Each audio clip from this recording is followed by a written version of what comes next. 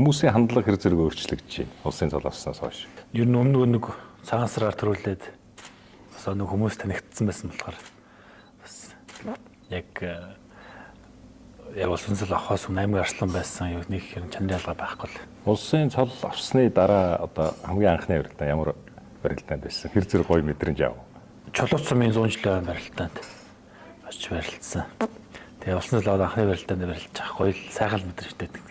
Тэгээд яг шинэ цолоо одоо бүгчүүд бүгд гараад чигсаа тэгээд танилцуулах тэр мөчсөн үнэхээр гоё гэдэг юм лээ. Одоо аав нь одоо цэргийн начин. Цэргийн начин тийм. Цэргийн начин цолтой одоо бүх хүн. Тэгээд ер нь удамд нь спортынхан бүх хүн байдгүй. Бага аавын талд одоо манай сумын хатуу гурван начин гэдэг.